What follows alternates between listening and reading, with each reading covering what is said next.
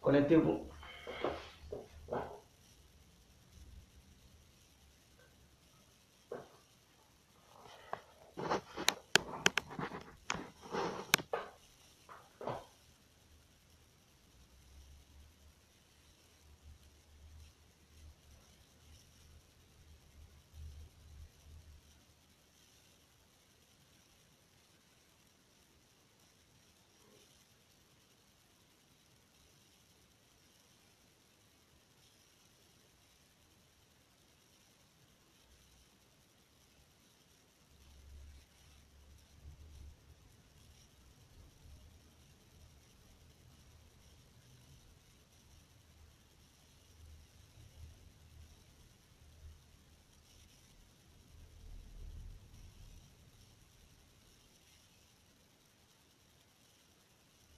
Connectez-vous.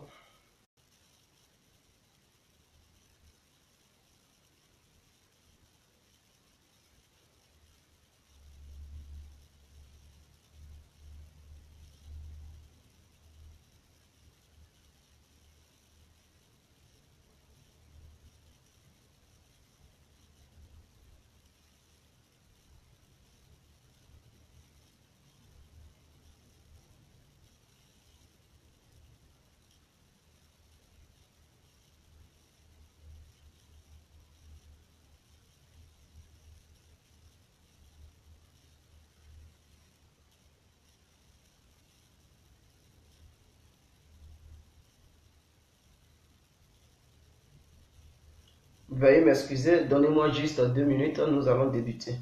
C'est très important, mes frères. On va un peu parler de la situation des Probago parce que je ne comprends plus rien. Si c'est Probago là. Donnez-moi 2 minutes, s'il vous plaît.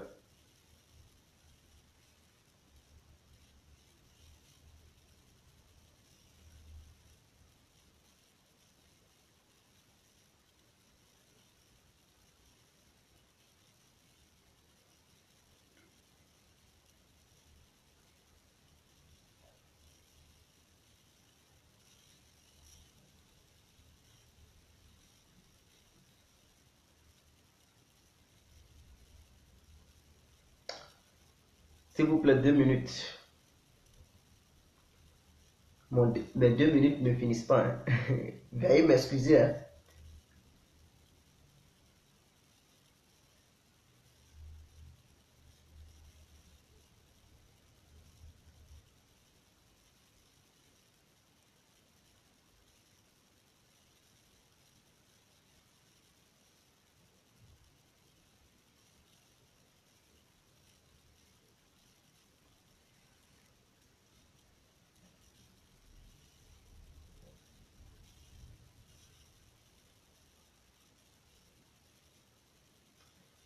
Excusez, on va bien développer ça. On va développer le côté Probago là parce que je n'arrive pas à comprendre une chose qui m'agace. Bon, nous allons commencer. Nous allons débuter cette vidéo.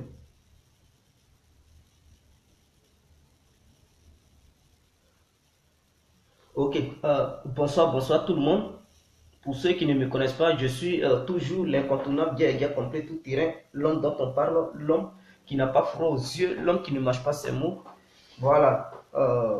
Cette vidéo, je dis, Laurent Gbagbo est devenu une infection dans les têtes des pro-Gbagbo.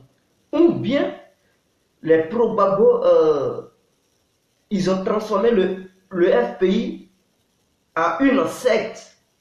Le FPI n'est plus un parti politique, c'est devenu une secte. Pourquoi je le dis? Je le dis parce que j'ai remarqué que les membres du FPI, ils ne sont pas reconnaissants. Ils ne sont même pas reconnaissants. D'abord, pour commencer, je vais saluer ceux qui sont connectés avant de commencer.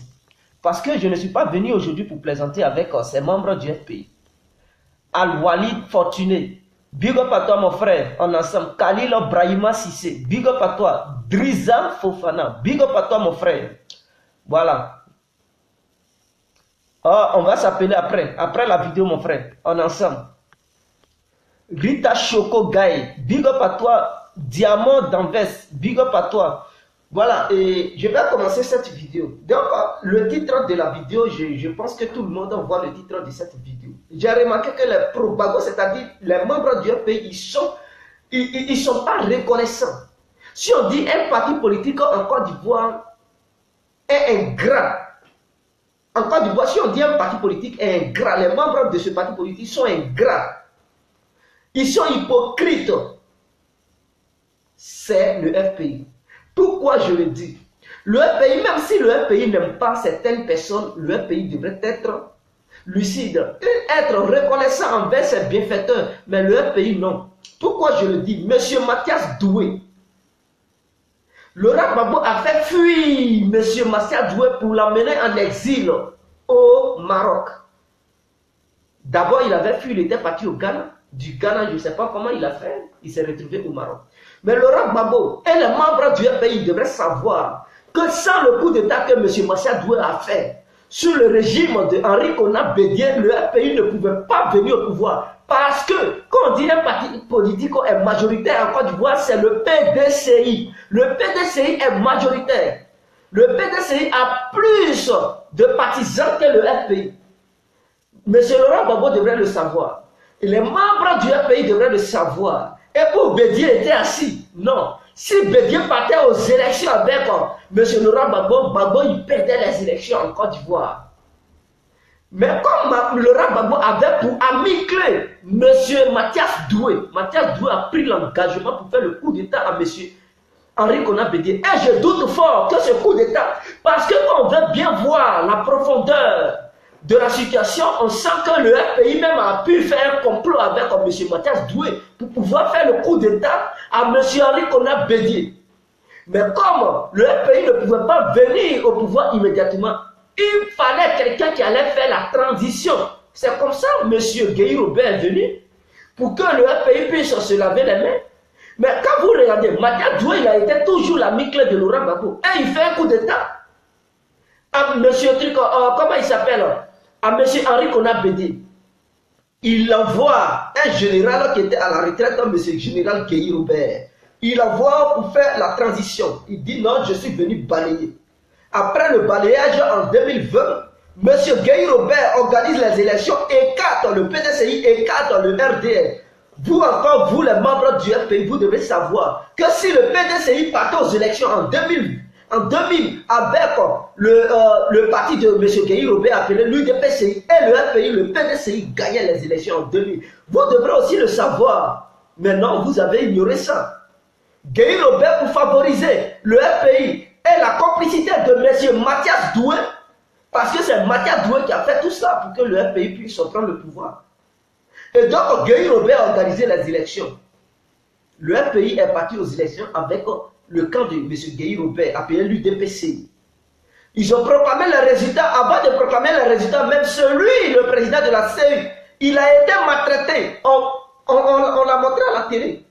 Il était maltraité, on l'obligeait de proclamer certains résultats. Le monsieur, il a résisté et il a refusé. Il y avait maintenant la mésentente entre Laurent Gbagbo et le clan de Guéhi Robert. Ce même monsieur Mathias Doué a pris encore l'engagement de soutenir le FPI, c'est-à-dire soutenir encore son propre ami, monsieur Laurent Gbagbo. Parce que dans sa logique, ce n'était pas pour mettre Guéhi Robert au pouvoir pour être président. C'était pour faire la transition, raison pour laquelle il l'avait mis. Maintenant, Guéhi Robert, il tourne la version, il veut se maintenir au pouvoir. Raison pour laquelle encore ce même Mathias Doué qui avait fait le coup d'État pour dégager Henri Konan Bédié, il prend encore l'engagement de soutenir le FPI. Et le FPI vient au pouvoir. C'est en ce nom que M. Laurent Gbagbo l'a nommé chef d'état-major des armées de la Côte d'Ivoire. Lui, qui était M. Mathias Doué. Quelques années plus tard, Madame Simone Gbagbo, c'est elle qui est militaire, je ne sais pas quoi cette femme. Elle a trop fait de bêtises et son mari, il ne prend pas de décision d'un homme. Il écoutait tellement sa femme que lui-même, il prenait des fausses décisions. Il écoutait sa femme et il écoutait d'autres membres de son parti politique. Mais il n'écoutait pas d'autres personnes. Parce que dans sa logique, il disait que non, eux, ils sont majoritaires, ils sont ensemble. Pourquoi vous qui êtes minoritaire, vous n'êtes pas d'accord? Moi, j'écoute la majorité. Et donc, il prenait toujours le temps d'écouter la majorité. Oh, les pensées de la majorité étaient des fausses pensées. N'oubliez pas que dans une classe, il peut y avoir 20 élèves. On peut dire un examen. Et parmi les 20 élèves, il peut y avoir, parmi les 20 élèves, plutôt, il peut y avoir un élève qui peut avoir la moyenne et le reste peut échouer. Cela ne veut pas dire le reste qui a pensé à la même manière avait raison. Lui qui est le seul qui a pensé autrement, il peut avoir raison que les autres. Donc on ne prenait pas toujours le raisonnement de la majorité pour dire non, comme ceux-là, ils ont raisonné, oh, ils sont d'accord sur le même point. Et donc lui qui est seul, qui n'est pas d'accord avec le point de vue des autres, alors il n'a pas raison. Vous allez l'écarter, mais prenez le temps de l'écouter. Prenez le temps d'analyser ses propres propos avant d'adhérer aux idées de ceux qui sont nombreux. Il ne faut pas prendre des engagements qui ne vont pas vous honorer demain. Alors, M. Laurent Gbagbo, il dit non. Mathias Doué, c'est un traître. Et que oui, il ne devrait plus être chef d'état-major des armées. Et qu'il est capable de libérer le Nord. Il prend M. Philippe Mangou. Le père, n'oubliez pas que le père de M. Philippe Mangou est un homme de Dieu. Et c'est l'ami clair de Laurent Gbagbo. C'est en ce nom qu'il a pris M. Philippe Mangou, pensant que, comme le père de Philippe Mangou était l'ami clair de Laurent Gbagbo, pensant que Philippe Mangou, voilà, il allait être vraiment très loyal à Laurent Gbagbo. C'est ainsi qu'il a nommé Philippe Mangou. Et Philippe Mangou même, il ne voulait pas prendre la place que Laurent Gbagbo lui avait confiée, parce qu'il n'avait même pas encore le niveau d'être le général de tous les militaires de la Côte d'Ivoire. Il n'était pas encore à la hauteur d'être général de chef d'état-major. Il n'était pas encore à la hauteur d'être chef d'état-major des armées. Gbagbo l'a nommé. Il a gradé, il lui a donné 4 étoiles, mes frères. Du jamais vu dans notre pays. Il a augmenté ses grades. Alors, si tu as chassé l'autre, tu dis l'autre, il n'est pas bon. Et que voilà, il t'a trahi. Mais il n'a pas pensé à hier ce que l'autre avait fait. Ce que l'autre avait fait, c'est grâce à lui il est venu au pouvoir, mais il n'a pas pensé à ça. Monsieur Laurent Gbagbo, il ne peut pas pardonner M. Mathias Doué, mais par contre, il peut gracier M. Soro Diom. Il peut gracier tous ceux qui avaient pris les armes contre sa propre république, il les a initiés. C'est-à-dire, il les a graciés, il a abandonné tout ce qu'ils avaient commis comme crime contre l'humanité. Il a abandonné ça, il les a initiés. Mais par contre, M. Laurent Gbagbo, il n'a pas voulu pardonnez M. Mathias Doué, qui l'a permis que lui, M. Laurent Gbagbo, il soit au pouvoir. Vous trouvez ça normal?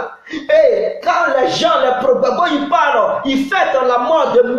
Mathias Doué, je suis écœuré et je suis étonné de les voir en train de fêter la mort de quelqu'un. Celui qui vous a rendu des milliardaires. Si aujourd'hui, M. Aboudraman Sangaré, il est milliardaire. Si aujourd'hui, M. Laurent Gbagbo, il est milliardaire. Si aujourd'hui, Charles Blé Goudé a pu créer son propre parti politique, s'il est milliardaire, si ceux qui étaient dans le Parlement et à Gora, ils sont devenus des millionnaires et des milliardaires, c'est grâce à M.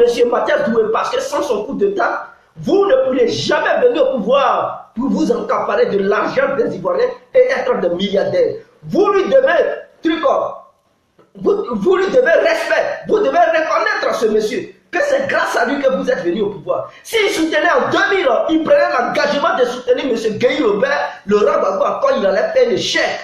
Parce que lui-même, il était bien placé pour prendre le pouvoir. Gueye, il était quoi? Gueye était chef d'état-major. Le général Mathias Doué, il était quoi? Mais lui aussi, en tant que militaire, il avait ses troupes. Il pouvait dire, j'écarte Gueye, j'écarte Laurent Gbagbo, je prends le pouvoir parce qu'il y a le désordre entre ces deux individus. Donc, moi, je fais la transition pour réorganiser les élections en 2005.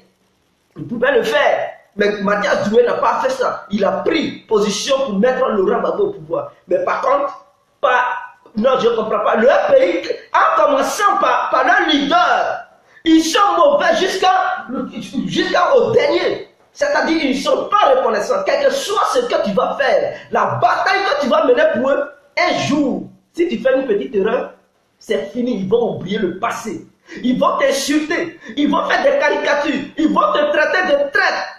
Ils vont dire tu es le père de la traîtrise. Tu es la mère de la traîtrise.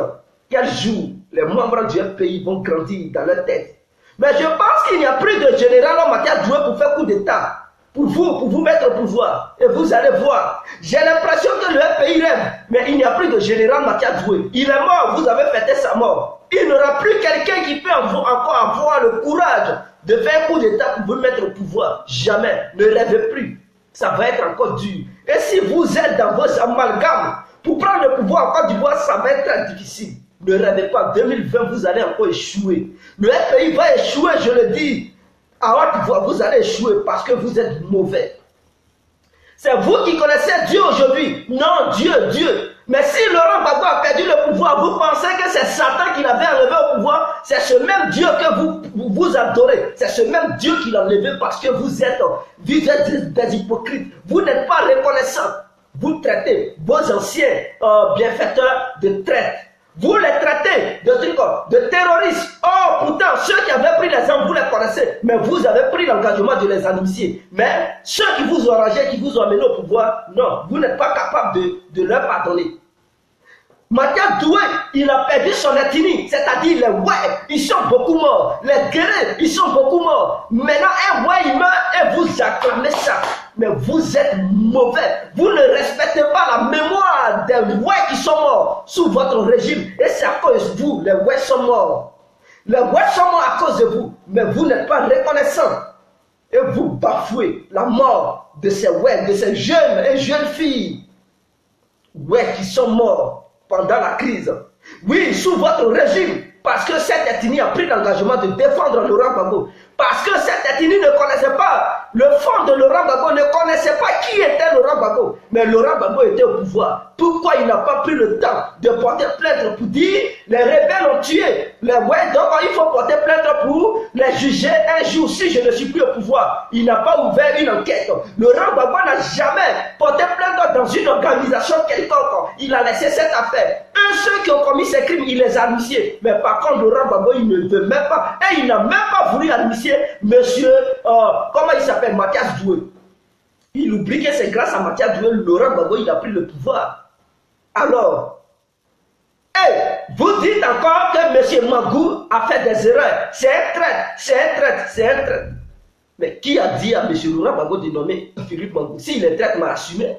Parce qu'il est irresponsable. Il choisit des gens par amitié. Parce que le père de Mangou était son ami. Alors il pensait que Mangou allait assumer cela. Non, Mangou, il n'est pas le chef suprême de toute l'armée de la Côte d'Ivoire. C'est Laurent Gbagbo qui est bel et bien le chef suprême de toute l'armée de la Côte d'Ivoire.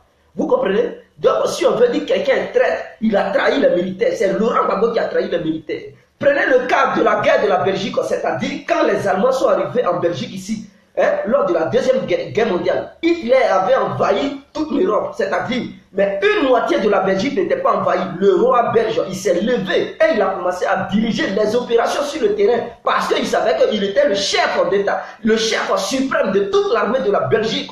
Il s'est levé, il a pris les armes et il conduisait les opérations. Il dit, si on veut tuer un militaire belge, il faudrait que la mort commence par moi parce que je suis votre patron. C'est moi qui vous donne les ordres. Il était sur le terrain. Mais Laurent Gbagbo, il dit, le chef suprême des armées, ça commence, il se cache au bunker. C'est comme ça un militaire se cache. Alors, si c'est toi qui es le patron de toute l'armée de la Côte d'Ivoire, on dit ça, c'est toi qui te caches au bunker, tu n'es pas responsable. Quelqu'un qui est le patron de toutes choses, mais quand ça chauffe, il sort, il va sur le terrain, il n'a pas le droit de se cacher. Donc, si Mangou a fui, Mangou n'est pas un traître. C'est Laurent Gbagbo qui est le vrai traître parce que c'est lui qui s'est caché. Il s'est caché le premier avant que Mangou ne se cache. Il s'est caché le premier avant que Mangou ne se cache. Il a fait une petite déclaration pour encourager le peuple ivoirien parce que c'est lui qui était le garant de la Côte d'Ivoire. La Côte d'Ivoire était dans ses mains. Quand ça chauffait, est-ce qu'il est venu devant les écrans pour apporter soutien au peuple ivoirien? Et puis vous mettez sur tout ce truc, les généraux, ils sont des traîtres, Mais Laurent Gbagbo est le père de tous les généraux de la Côte d'Ivoire, le père de tous les militaires, le père de tous les gendarmes, le père de tous les policiers, le père de tous les marins, le père de tous les trucs aux forêts et les pompiers, sapeurs-pompiers, ainsi que tous les Ivoiriens, parce que les Ivoiriens l'ont nommé. Alors, ça commence, lui il se réfugie au bunker. Qui allait combattre? Vous n'avez pas vu Muammar Kadhafi? Quand l'OTAN, la grande puissance internationale, a agi sur son territoire, vous l'avez vu se cacher dans un bunker. Muammar Kadhafi, au contraire, il était sur le terrain. Il motivait les militaires. C'est son dit un chef d'État suprême des armées. Il motivait les militaires. Il faisait des sorties. Il faisait des conférences de presse. Voilà, il faisait des choses pour encourager le peuple libyen. C'est ça, on dit quelqu'un, il est le garant de sa propre nation. C'est pas quelqu'un, quand ça commence, il s'en va se cacher au bunker et vous dites qu'il est traître. Vous qui n'êtes pas des traîtres, vous avez fait quoi? Qu'est-ce que vous avez fait? Mais vous étiez les premiers à fuir, à sauter les clôtures pour vous cacher. Alors c'est en exil ici, vous allez être pour dire, ils sont traîtres, ils sont traîtres. Fermez vos bouches. Si vous n'avez rien à dire, fermez-les. Fermez vos bouches parce que vous n'avez rien à dire. Vous tous, vous êtes des moribonds. Vous êtes des mauvais. Je ne sais pas si Laurent Gbagbo est un microbe qui vous dérange la cervelle. S'il est un microbe qui vous dérange vraiment le raisonnement, vous êtes devenus des tarés. Vous ne raisonnez plus. Aucune bonne réflexion dans vos têtes. Laurent Gbagbo, comme s'il était parfait. Laurent Gbagbo n'a jamais été parfait parce que c'est lui qui a trahi les Ivoiriens, mes frères. Il a trahi les Ivoiriens. Vous comprenez? Donc, il ne peut pas être parfait. Les engagements qu'il a pris, c'est ça qui ont trahi les Ivoiriens. Ce sont ces engagements qui ont trahi les Ivoiriens. Les accords qu'il signait, est-ce que ce sont les généraux qui partaient, qui demandaient à Laurent Gbagbo d'aller signer des accords avec la France? C'était des généraux. Mais ce sont ces négociations que Laurent Gbagbo ne voulait pas. À cause de ça, il a chassé un truc comme Mathias Doué. Parce qu'il demandait à Mathias Doué de libérer le Nord coûte que coûte. Mais le Mathias Doué lui avait dit, Monsieur le Président, il faut négocier. Parce que lui, en tant que général, il savait que la Côte d'Ivoire n'était pas armée. La Côte d'Ivoire ne pouvait pas faire face à une grande puissance parce qu'il savait que la France était derrière. Pour ne pas amener les Ivoiriens à l'abattoir, il a demandé au président Laurent Gbagbo de négocier avec ses rebelles. Laurent Gbagbo dit, tu es un traître, tu ne veux pas libérer la Côte d'Ivoire, il me chasse. Et même, il voulait le foutre en prison. Monsieur a fui, il est parti au Ghana. Du Ghana, il s'est retrouvé au Maroc. Vous trouvez ça normal? Quelqu'un qui vous a aidé à prendre le pouvoir, vous le traitez, vous le vilipendez, même son corps, vous vilipendez son corps. Vous pensez que ses parents, ouais, ils vont être contents, mais si vous ne faites pas attention, vous allez perdre encore vos propres partisans d'hier qui vous ont soutenus. Parce que quand ils vont ouvrir les yeux, ils vont voir que vous n'avez aucun respect pour les morts, vous n'avez aucun respect pour leur propre dignité, et que vous les prenez comme des trucs, comme des boucliers humains, mais ils vont vous fuir. Ils vont fuir le FPI, et le FPI va devenir le dernier de tous les partis politiques de la Côte d'Ivoire. Si vous ne faites pas attention, le FPI sera divisé, c'est-à-dire tous ceux que vous allez frustrer. Ils vont fuir le FPI, ils vont créer leur propre mouvement. Et quand ils vont créer leur mouvement, ils vont recruter des gens au sein du FPI. N'oubliez pas, Mamadou Koulibaly a déjà fui le FPI. Il a recruté des partisans au sein du FPI. Vous comprenez? Stéphane Guibré a recruté beaucoup de partisans au sein du FPI. Ça diminue. Vous comprenez? Vous allez encore obliger M. Pascal Afou-N'Guessan à créer son propre parti. Il va encore recruter des membres au sein du FPI. Vous comprenez? Blegoudi a créé son parti politique. Le COGEP est devenu un parti politique. Il a recruté encore des gens au sein du FPI. Et vers la fin, vous allez vous retrouver avec un tout petit nombre de partisans. Si vous ne prenez pas conscience de ce que vous faites, si vous ne prenez pas conscience dans les bêtises où vous êtes, si vous ne vous enlevez pas là-dedans, vous allez perdre vos partisans. C'est-à-dire que vous allez disperser vos partisans. Ils vont aller derrière les leaders politiques qui vont créer leur mouvement, qui étaient hier au sein du FPI, qui vont quitter le FPI pour aller créer leur propre mouvement. Ils vont recruter beaucoup de personnes. Même les propres activistes que vous soutenez hier, qui sont morts, beaucoup, à cause du FPI. Quand ils vont ouvrir les yeux, ils voient que quand leur leader meurt, vous ne les respectez pas. Et que vous les vilipendez, ils vont vous fuir, ils vont vous dire non. Quel que soit le combat qu'ils vont mener, le FPI est un parti politique malhonnête, ingrat. Ils vont fuir le FPI. Hier, j'étais numéro 1 du FPI. Sur les réseaux sociaux, et même sur le terrain, lorsque ça se passait, j'ai été là-bas. Mais aujourd'hui, je suis déçu des membres du FPI. Quiconque me dit, bien complet, tiens, va encore faire truc du FPI, je vais dire, mais vous rêvez. Le FPI n'est pas un parti politique reconnaissant. Tous ceux qui sont là-bas, j'ai l'impression que c'est des gens, ils ne raisonnent pas. En commençant par les leaders jusqu'à le dernier, ils ne raisonnent pas, ils n'ont rien dans leur tête. Je ne sais pas si c'est un Dieu, ils adorent. Quand vous dites Aboudraman Sangaré est le président par intérim, de quel intérim vous parlez? Est-ce que c'est Laurent Gbagbo qui est le président? Mais Laurent Gbagbo, il n'était plus le président du FPI. Non, vous lui attribuez pour dire qu'il est le président du FPI. Il n'est pas le président du FPI. Même étant au pouvoir, il n'était plus président du FPI. Il avait déjà laissé le parti. Mais vous, les Gouriens, vous dites que c'est lui qui est toujours le président du parti. Vous n'avez même pas honte. Et votre truc leader, vous le nommez à travers un congrès. Vous devez nommer les leaders à travers un référendum. Parce que le congrès, c'est les leaders qui se retrouvent pour dire on veut du. Non, demandez aussi l'avis des partisans. Parce que vous, les leaders, ce n'est pas vous qui faites le poids du parti politique. Faites un référendum pour voir qui les Ivoiriens font confiance. Comme ça, les Ivoiriens eux-mêmes, par référendum, par voie référendaire, ils vont s'exprimer pour dire on veut que tel leader, il soit le président du pays. C'est comme ça on dit un parti politique. Mais dès lors que vous partez à un congrès pour nommer un président, ce n'est plus un parti politique, c'est une secte.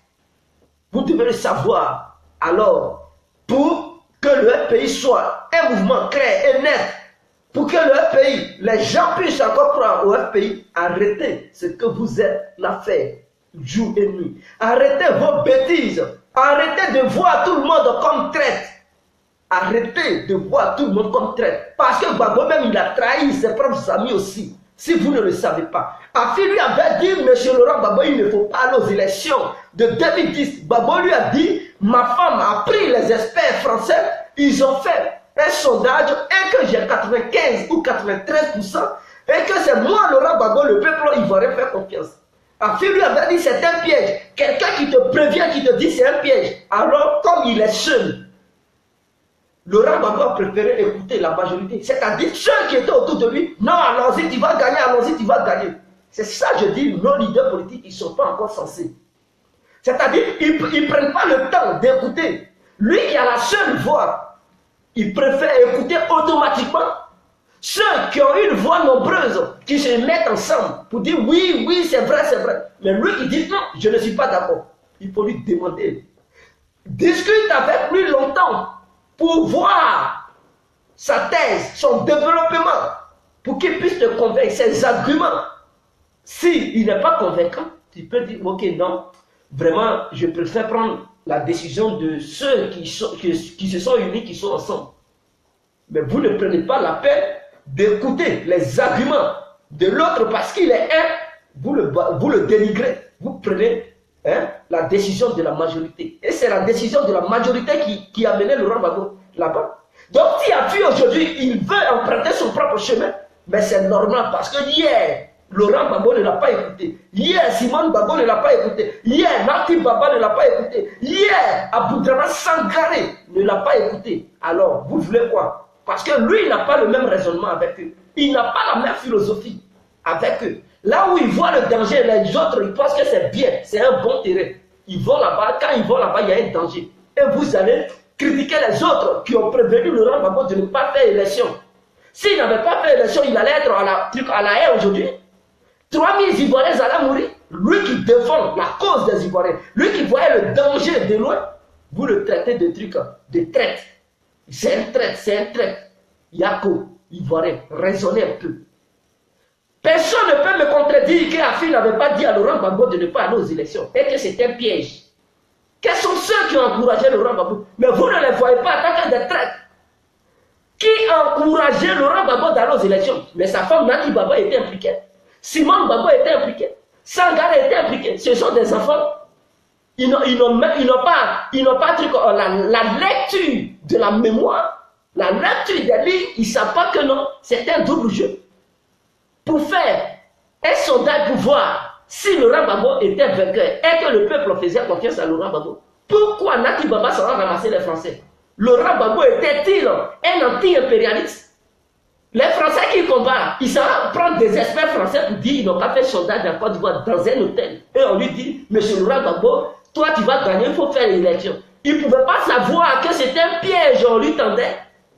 Mais non, tout ça, ils ont été ignorants. Et lui qui a pris le courage pour dire, monsieur le président, il ne faut pas aller. C'est un piège. On lui a dit, oh, tais-toi, tu connais quoi? On est d'accord déjà, on va aller. Ils sont allés, voilà où ça l'a conduit. Voilà où ça l'a conduit. Donc, si lui, il prend son chemin, il a l'impression que lui, M. Afou N'Guessan, si il donne son avis, il voit qu'il n'y a pas, c'est pas bon. Là où ses amis, ses collègues, ils vont, s'ils voient qu'il y a un danger et qu'il les prévient, il dit non, n'allez pas là-bas. Il a l'impression qu'on ne l'écoute pas. Donc, il préfère prendre son chemin. C'est clair, donc on ne le traite pas de traite. Je pense qu'Afou N'Guessan est en avant que les autres leaders, c'est-à-dire Aboudraman Sangaré. Lui, il est trop en arrière. Ce qu'Afou N'Guessan avait vu auparavant pour dire, c'est seules les négociations, parce que Laurent Gbagbo ne l'a pas écouté au début. Il est allé aux élections, ils l'ont arrêté, il est parti à la haine. Ok, comment il faut faire maintenant? Lui, maintenant encore, il trouve encore une autre idée pour vous proposer ces idées. Il dit, ah, seules les actions politiques peuvent libérer Laurent Gbagbo. Il faut participer aux élections. Même si on n'a pas gagné, il faut faire semblant d'être sur le plan politique pour profiter et négocier sur le plan international. Si vous ne connaissez pas la vision d'Afrique, c'était ça. Ce n'était pas pour dire gagner les élections présidentielles de 2015. Mais c'était de faire semblant. Mais comme il ne pouvait pas avouer cela sur les antennes, parce que le monde entier le regarde, mais il faut être intelligent. Il faut savoir ce que l'autre ça va faire.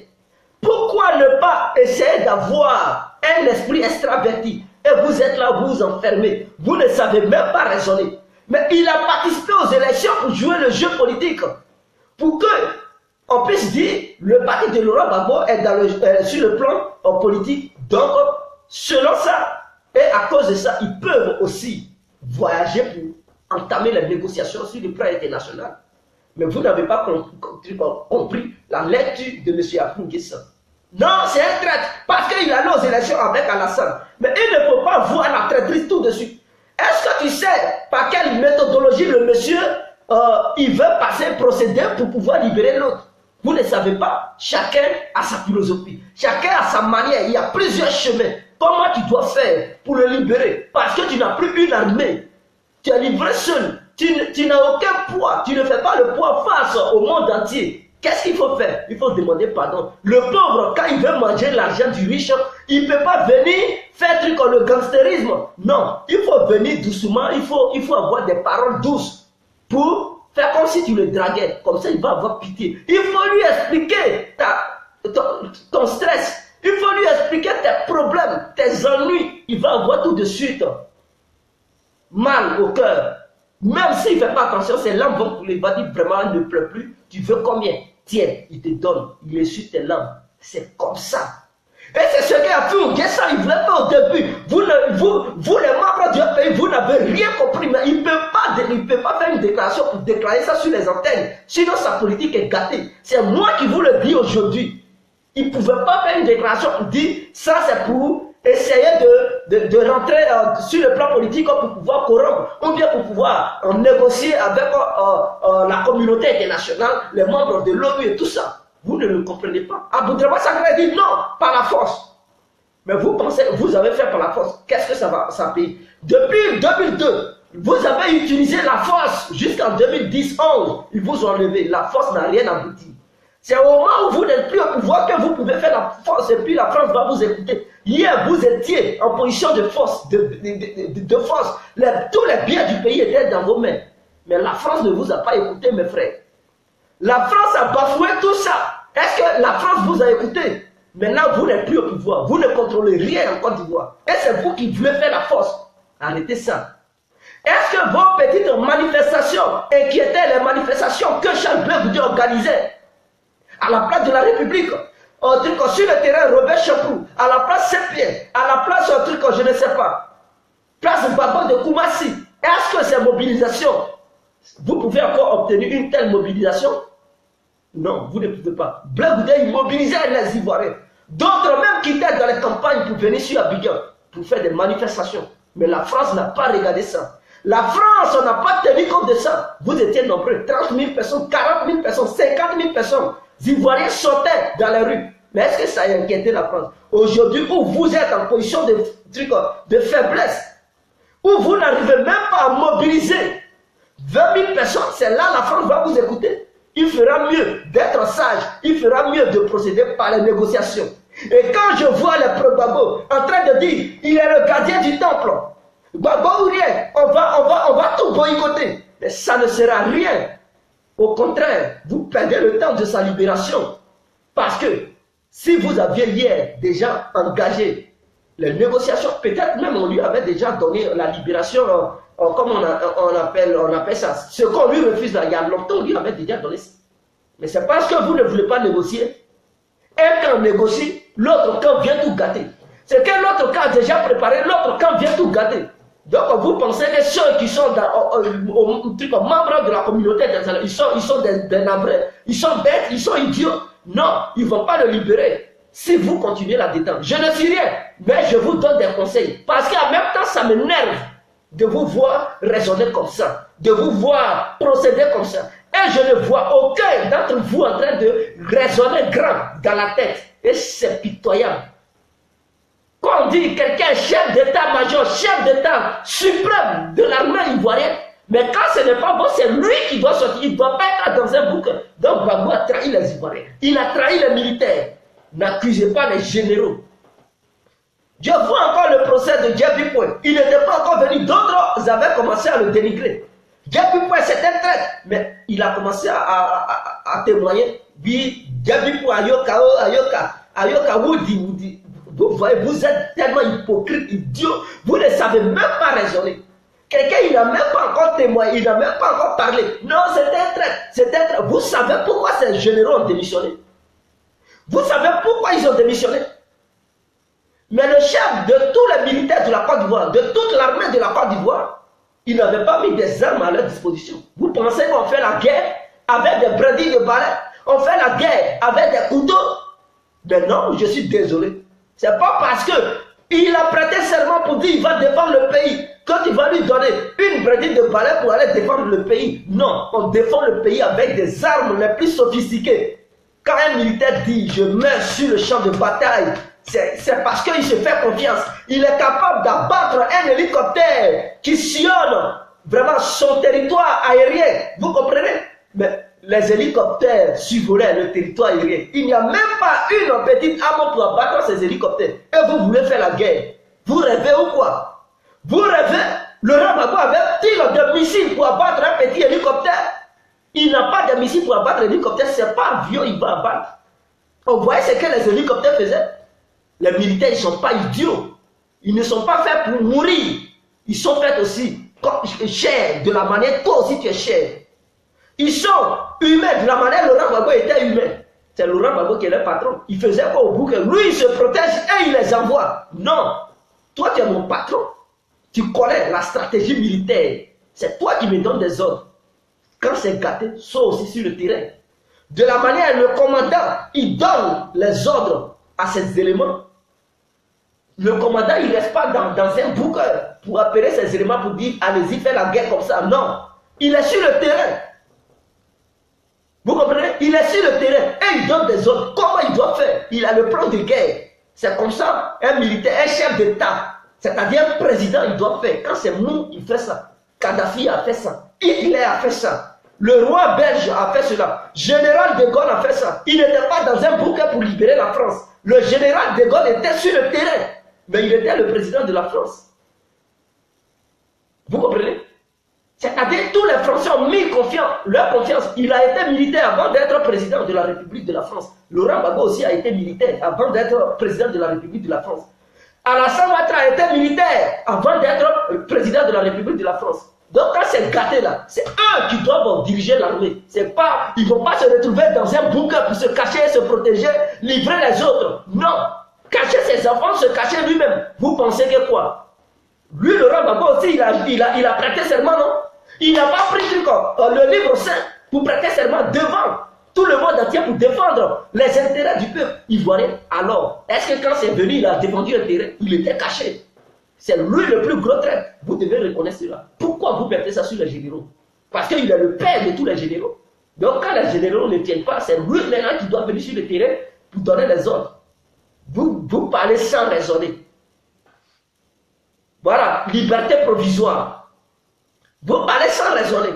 Donc on dit que quelqu'un a trahi le peuple, c'est bel et bien Laurent Gbagbo. Parce qu'il n'a pas défendu les Ivoiriens. Il n'a pas payé les armes. Vous pensez que c'est avec les Kalachnikovs qu'on fait la guerre? La France a des avions, des chars de guerre, et commande quitte ici, armée française quitte ici, l'ONU quitte ici. Vous pensez que vous pouvez faire guerre avec tout cela? L'armée de Soro quitte ici, vous pouvez faire guerre. L'armée ivoirienne est divisée. Le peuple ivoirien est divisé. On fait guerre lorsque le pays est uni. On fait guerre lorsque tout le monde est d'accord. Tous ceux qui vivent dans le pays sont d'accord. Et une attaque étrangère vient dans le pays. C'est là on peut faire guerre. Là on peut livrer le truc, la bataille. Parce que le peuple est uni derrière un individu.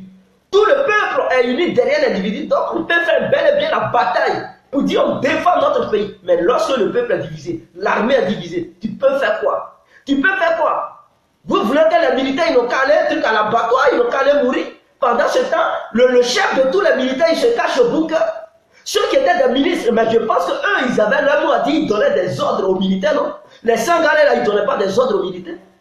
Ils ne donnaient pas des ordres aux militaires. Mais quand ça chauffait là, lui, Sangaré, il était où? Pourquoi il ne prend pas Kalachnikov pour aller défendre le pays? S'il n'a pas réellement trahi le peuple ivoirien, ils ont tous trahi le peuple ivoirien.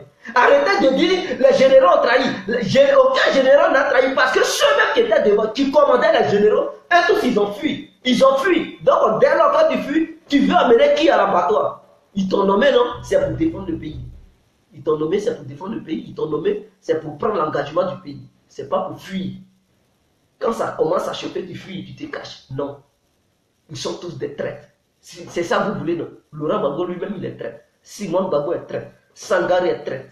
Afi ne voulait pas être traître, raison pour laquelle il lui avait demandé de ne pas aller aux élections. Mais ils ont trahi aussi Afi en allant aux élections.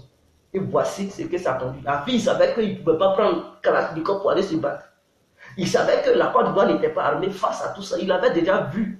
Même Kakou Sévéré avait prédit ça. Laurent Gbagbo, ou bien il n'adore pas Dieu. Kakou Sévéré avait croisé Laurent Gbagbo à un moment donné. Il lui avait tout dit ce qui allait se passer. Ils ont ignoré ses prophéties. Quand ça chauffait, ils devraient comprendre que vraiment l'homme là, il m'avait prédit. Mais ils ont écouté un je ne sais pas là, qui dit quand ils vont vouloir l'attraper, l'armée de Dieu va quitter nulle part. Chacun cherchait son argent. Il cherchait leur dabali. Vous avez écouté cette Malachi. Voici où Malachi t'a amené. Voici où Malachi t'a amené. Il faut écouter les gens. C'est comme ça qu'ils ont ignoré Bogadoudou. Quand ils parlaient, ils n'ont pas écouté Bogadoudou. Ils se sont opposés dur à Bogadoudou. Ils étaient gris contre Bogadoudou, comme si Bogadoudou était leur ennemi. Parce que Bogadoudou avait une seule voix. Eux, leur voix était nombreuse. Donc ils n'écoutaient même plus Bogadoudou. Or, Bogadoudou était plus sage. Il était très sage. Mais Laurent Gbagbo, il faisait plus confiance à Aboudraman Sangaré, à Simone Gbagbo et aux autres. Il ne faisait même pas confiance à monsieur Émile Bogadoudou. Il n'écoutait même pas ses conseils. Parce que Bogadoudou lui avait demandé d'aller négocier avec le gouvernement burkinabé avant que la rébellion n'arrive en Côte d'Ivoire. Ils ont dit on négocie rien. C'est-à-dire, ils boycottaient les propos de Bogadoudou. On négocie rien, mais voilà où ça. Quand la rébellion, on va mater. Vous n'avez même pas des armes. Ils faisaient confiance aux Français. Voilà où la confiance t'a amené. Il faut écouter aussi lui qui est seul, il te parle. Il ne faut pas écouter la majorité. Il écoutait des gens comme Sangaré qui ne lui ont rien apporté, qui l'ont conduit jusqu'à voilà, là où il est. Et c'est celui-là, vous allez glorifier sur les réseaux sociaux, vous allez glorifier sur le terrain. Mais vraiment, je suis dépassé de voir les Ivoiriens être ici idiots. Lui, Afou Guessan, qui avait dit Laurent Gbagbo ne va pas aux élections. Laurent Gbagbo est allé aux élections. C'était mou. Tout le monde agissait. Tout le monde voulait l'enlever au pouvoir. Tout le monde voulait sa mort. Afou Guessan encore, il part à négocier. Il ne voulait pas que Laurent Gbagbo meure. Il ne voulait pas qu'on l'arrête comme un enfant. Il ne voulait pas qu'on l'attache, on le mélange comme un gamin. Il ne voulait pas qu'on le tabasse. Malgré ça, il sait que Laurent Gbagbo ne l'avait pas écouté. Il est parti aux élections. Maintenant, pour ne pas que Laurent Gbagbo soit humilié, Afou Guessan encore, il s'en va négocier. Il trouve une feuille de route pour que Laurent Gbagbo sorte paisiblement du bunker et aille dans son village et essayer de se réorganiser en 2015 pour faire les élections. Sangaré encore, il dit non, que Laurent Gbagbo a gagné, il ne bouge pas. Simone Gbagbo dit non, Laurent Gbagbo a gagné, il ne bouge pas. Mais à un moment donné, là, il faut savoir que la politique, ce n'est pas truc en bras de fer. Même si tu as raison, souvent, tu as raison, mais tu te soumets. Vous comprenez? Souvent, tu as raison face à ton papa. Mais quand ton père est vraiment fâché, là, Tu dis papa, pardon. Tu te soumets comme si c'est lui qui avait pardon, qui avait raison. Mais c'est relancé. Cela ne veut pas dire, ça a enlevé ton nom. Cela ne veut pas dire que tu as perdu ta dignité. Mais non, ils n'ont pas voulu. Laurent Gbagbo, il était prêt pour signer. Ce jour-là, il avait écouté Aboudraman Sangaré. Il avait écouté Afou N'Guessan. Laurent Gbagbo avait écouté Afou N'Guessan. Mais encore Sangaré et Simone Gbagbo n'ont pas accepté que Aboudraman Sangaré est qui. Même les Kassaraté eux-mêmes, ils voyaient la situation en tant que des militaires. Ceux qui ont étudié la guerre, ils voyaient la situation, ils savaient qu'eux, ils ne pouvaient rien faire. En tant qu'un militaire, ils viennent demander pardon à Laurent Gbagbo. Les Sangaré encore, ils ont contesté. Comme si quand ça chauffait, c'est Sangaré qui allait combattre. Regardez-moi ces gens de personnes-là. Quand ça allait commencer, comme si Sangaré, il allait prendre une arme pour aller au feu. Il ne peut pas combattre. Il faisait confiance aux enfants des autres. Pendant ce temps, lui, ses enfants sont cachés. Il les a protégés. Et il dit non, il ne quitte pas le pouvoir. Il fait confiance à qui? Aux enfants des autres. Ils n'ont qu'à aller sur le front, ils vont mourir. Et ils ont déchiré la copie que Afou N'Guessan avait, la feuille de route que Afou N'Guessan avait trouvée pour donner à Laurent Gbagbo pour qu'il signe et quitter le pouvoir. Ils ont déchiré. La femme de Laurent Gbagbo ce jour-là, elle a giflé Afou N'Guessan pour dire pour qui il se prend. C'est depuis ce jour Afou N'Guessan, il ne parle pas avec la femme de Laurent Gbagbo. C'est depuis le jour où la femme d'Afou N'Guessan avait détourné l'argent du café du cacao que Simone Gbagbo avait porté pour la première fois la main à Afou N'Guessan. Et le jour de truc, ce que je dis, je n'ai pas inventé. Demandez à Benson Nyakabi. Benson Nyakabi, M. Nyakabi était l'ancien ministre du gouvernement de Houphouët-Boigny. Il a son fils qui s'appelle Benson Nyakabi. Aujourd'hui, il est ensemble avec le leader, c'est-à-dire Mamadou Koulibaly. Il était au bouc de Laurent Gbagbo. Il sait ce qui s'est passé. Il a raconté l'histoire réelle. Ça chauffait, il a fui le bunker. Il est venu, on l'a accueilli. Vous comprenez? Donc c'est ce que je suis en train de vous dire, je n'ai pas inventé. Simone Gbagbo a encore giflé Afou N'Guessan dans le bunker. Pourquoi Afou N'Guessan lui donne une feuille pour signer et quitter le pouvoir? Que Afi se prend pour qui? Voilà comment Afi ne va pas rendre visite à Simone Gbagbo depuis qu'elle est en prison. Vous dites Simone Gbagbo en prison, Afi il va pas. Il ne peut pas aller. Il ne peut pas aller parce que si les Ivoiriens sont morts, elle est responsable aussi. Elle n'a pas accepté. Sangaré aussi, il est responsable. Il a grondé Afi comme si il était un bébé. Que au moment où eux, ils créaient leur parti, Afi n'était pas là. Ce n'est pas lui qui va décider de la démission du président. Afi, il a abandonné. Il voyait que non, ça avait échoué, il ne pouvait rien. On l'a giflé. Sangaré gronde sur lui. Il était obligé de se retirer. Il allait se loger à l'hôtel, comment on appelle ça? À l'Assemblée africaine, ils sont partis se cacher là-bas. Parce qu'ils savaient que non, c'était gâté. C'était une question d'heure. Parce qu'ils disaient, c'est-à-dire la communauté internationale, l'ONU disait que si Afi échoue les négociations, eux, ils vont lancer les opérations. Ils vont attaquer. Donc, ils attendaient le communiqué d'Afou N'Guessan. Mais Afou N'Guessan a fait l'échec.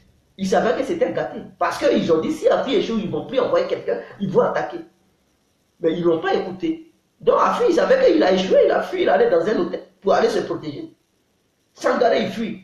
Il partait, lui qui a refusé, là, il a fui, il allait où? Un plaisantin comme ça. Et vous le faites confiance. Mais quand vous faites ça, ça me fait très mal. Soyez reconnaissants un jour.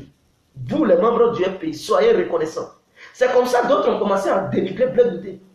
À cause de Gbagbo, à cause de trucs comme Sangaré. Qui attaque Sangaré à attaquer trucs comme Gbagbo. Donc Blé Goudé, il est qui? Ils ont commencé à l'insulter. Ici, les Stibico, ils ont fait même des nouvelles vidéos en train de dénigrer Charles Blé Goudé. Ils ont oublié que Blé Goudé a aussi aidé Laurent Gbagbo lorsque Laurent Gbagbo était au pouvoir. Comment se fait que les gens ils vont vous faire confiance et puis ils vont encore mener des luttes? Il y a d'autres qui dénigrent Soukou très bien. Serge Kofi, qui est aujourd'hui au Canada, il le dénigre, il insulte qui? Mais hier, ils ont oublié que ces jeunes-là, grâce à eux, grâce aux liens qu'ils avaient avec les étudiants, grâce aux liens qu'ils avaient avec le peuple, ils ont aussi manifesté. Les jours où même Laurent Gbagbo devrait quitter le pouvoir, ils ont manifesté aussi pour maintenir Laurent Gbagbo au pouvoir, en faisant sortir le peuple massivement, parce que le peuple les écoutait. Mais aujourd'hui, ils les insultent. Ils insultent ceux-là. Frustrés qu'ils sont, ils ont préféré créer leur propre parti politique, appelé le COJEP. Ça a diminué la popularité du FPI. Mamadou Koulibaly est quitté dans le FPI.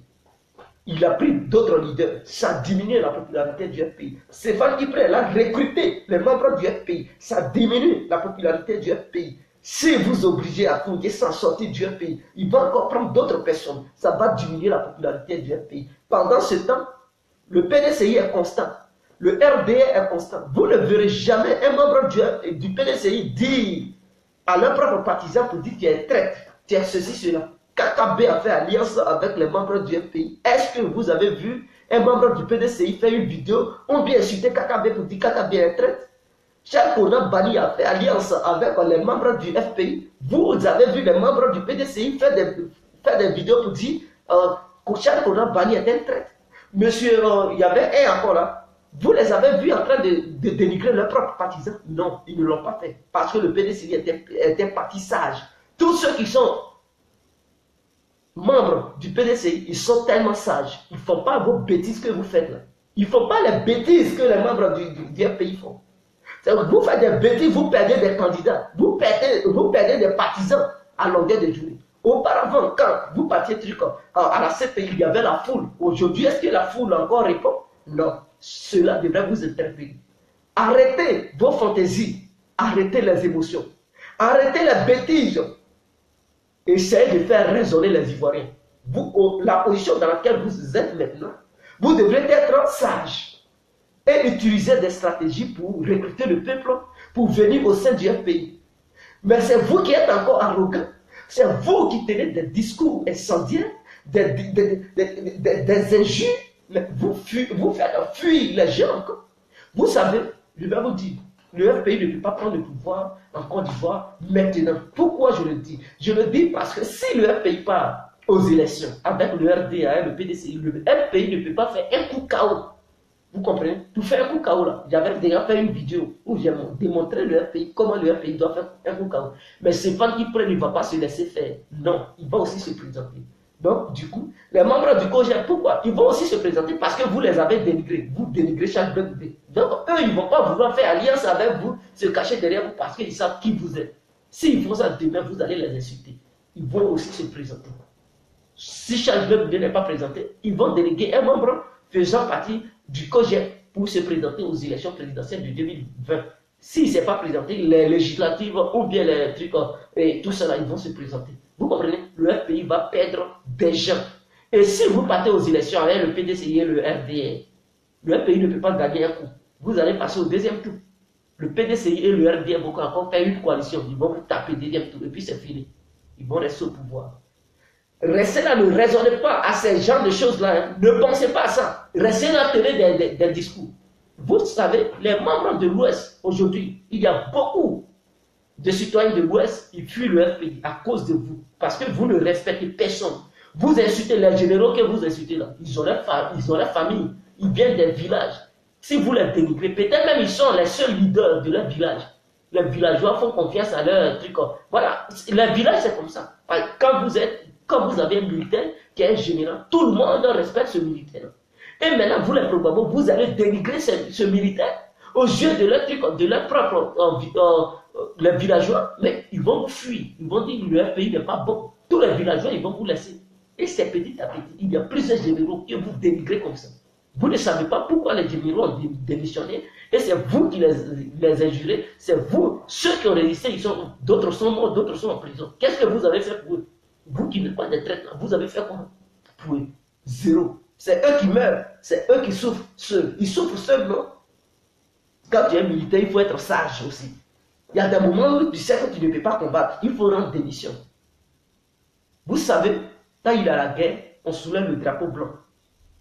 Et ceux qui soulèvent le drapeau blanc, ils sont aussi des militaires, non?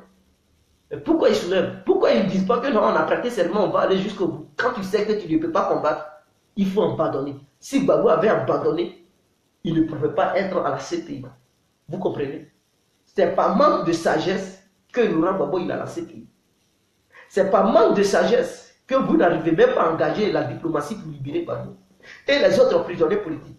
Mais vous trouvez toujours des moyens pour dénigrer les membres du FPI. C'est-à-dire ceux qui sont au sein du FPI, vous vous combattez. Et ceux-là, vous les frustrez, ils fuient le FPI, ils s'en vont créer leur propre parti politique. Vous trouvez ça normal? Continuez. Vous allez voir, le FPI va devenir le dernier parti politique de la Côte d'Ivoire.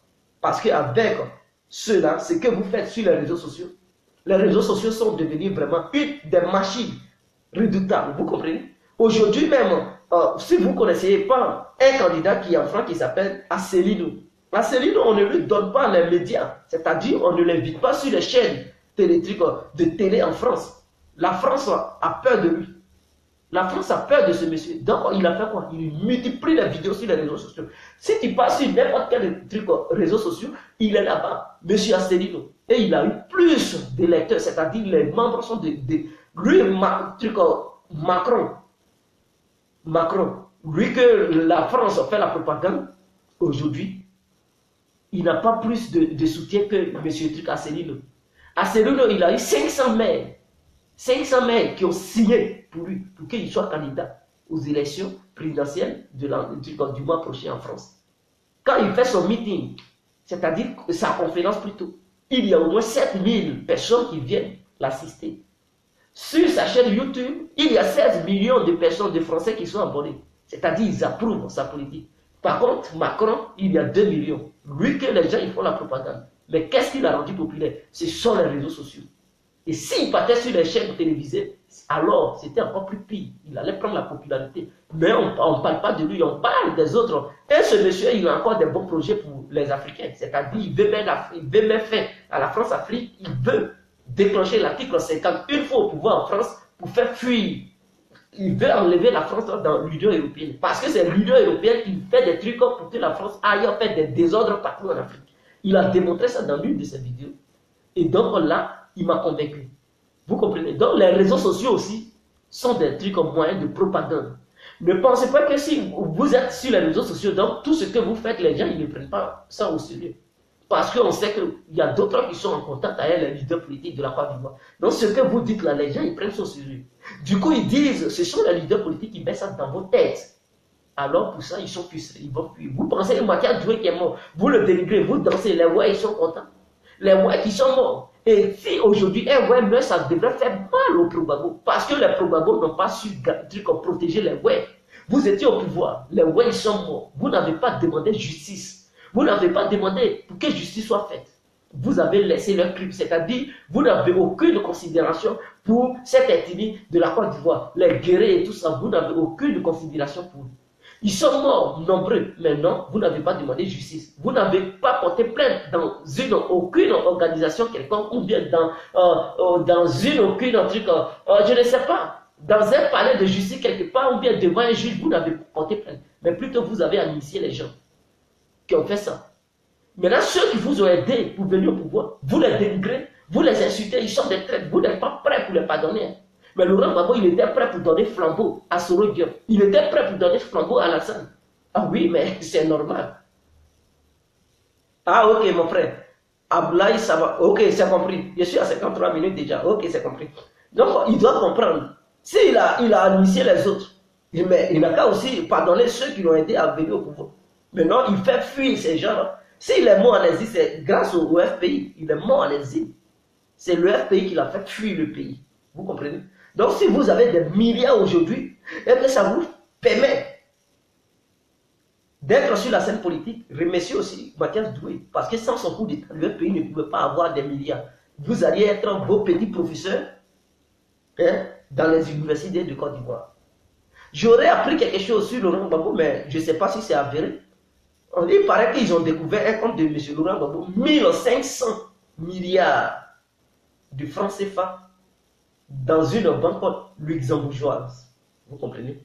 Et une société de fabrication de trains militaires en Angola. Mais je ne sais pas si c'est vérifié. Mais je vous donne les infos pour que vous alliez vérifier vous-même pour voir si réellement c'est ça. Si c'est ça, c'est encore vraiment dangereux pour lui, pour son procès. Et tous les membres du FPI. C'est encore grave. Mais on va encore essayer de faire des recherches pour voir si c'est vraiment une information, voilà, avérée ou pas. Donc, les membres de FPI, j'ai fait cette vidéo pour vous demander de faire une prise de conscience au lieu de rester là pour vous dénigrer. Essayez de procéder, essayez de changer de stratégie pour recruter tous ceux qui ont fui hier, c'est-à-dire les Mamadou Koulibaly. Vous pouvez mener une bonne politique pour lui demander de revenir dans le parti. Revenir dans le parti. Il peut confier son parti à quelqu'un d'autre. Vous pouvez dire, bon, comme tu as créé ton parti politique, bon, si tu ne veux pas revenir, faisons une coalition. Ça sera encore mieux. Vous le dénigrez, vous dénigrez Afi. Au lieu de chercher des moyens pour dire Afi, il faut revenir. Parce que le RPI ne fait plus de poids. Face au PDCI et le RDR, non, c'est une machine. Le PDCI et le RDR, c'est-à-dire le RADP, ça pas aujourd'hui, ils vont gâter leur alliance. Vous ne faites pas attention, encore 2020, ils font une alliance, ils vous gagnent. Les prisonniers, ils vont mourir là-bas. Vous comprenez? Et vous n'allez pas venir au pouvoir. Vous allez vous balader sur les réseaux sociaux, dans les rues d'Abidjan. Ce n'est pas les rues qui ont mené Laurent Gbagbo au pouvoir. C'est un coup d'état de Mathias Doué. S'il pense que ce sont ces meetings qui l'ont mené au pouvoir, il n'a qu'à se détromper. Il n'a qu'à se détromper. Donc, ne vous procurez pas du truc de la part de Mathias Doué. Pleurez avec lui. Parce que c'est grâce à lui, Laurent Gbagbo est devenu aujourd'hui Laurent Gbagbo. Sinon, avant, il allait faire sa politique de coq à l'âne, il allait avoir les cheveux blancs et rester là jusqu'à mourir. Le pays ne pouvait pas venir au pouvoir. Vous comprenez? Voilà. Donc, on restait calme. De la manière, l'UDPCI aussi doit remercier beaucoup Mathias Doué. Parce que sans lui, l'UDPCI n'allait pas être un parti politique. Guy Rouben n'allait pas créer l'UDPCI. Guy Rouben n'allait pas venir au pouvoir en Côte d'Ivoire. Il fallait le coup d'état de Mathias Doué. Donc, ce monsieur, il a beaucoup fait pour vous. Et c'est vous qui le dénigrez. Le RD aussi doit remercier comme monsieur Mathias Doué. Parce que sans Mathias Doué, Alassane Ouattara même, il allait être encore en exil. Parce que Bédié, Henri Konan Bédié, il allait toujours rester là. Ou bien il allait mettre quelqu'un d'autre et histoire d'ivoirité là, ça allait toujours chasser Alassane Ouattara. Le RDR doit reconnaître encore Mathias Doué en tant que leur bienfaiteur. Parce que c'est le coup d'état de Bédié qui a tout basculé et le RDR a pu aussi avoir la confiance et Laurent Gbagbo a fait truc pour que Alassane revienne. Sinon, sans ça, Bédié il était dans son sérieux, il n'était pas prêt pour relâcher Alassane pour venir à Côte d'Ivoire. Je remercie aussi Mathias Doué. Mais vous tous, vous êtes contre lui. Quelle ingratitude. Vraiment, je suis désolé. C'était mon ras-le-bol de ce soir. Donc, sachez que c'est Laurent Gbagbo qui a trahi les militaires, c'est lui qui a trahi le peuple parce qu'il n'a pas été à la hauteur des tâches qui lui avaient été confiées. Voilà, il a juré sur la Bible pour dire qu'il va défendre le pays. Quand ça chutait, il allait au bouquin. Oh, il était le patron de tous les militaires. Donc, c'est lui qui n'a pas été à la hauteur. Et non Mangou, non Kassaraté, non Djebi Point, c'est Laurent Gbagbo. Parce que Gbagbo était le patron. Et si les petits n'ont pas pu, c'est le patron qui vient. Si le patron il se cache, ce n'est pas le petit qui va pouvoir. Ciao, ciao. Je vous aime.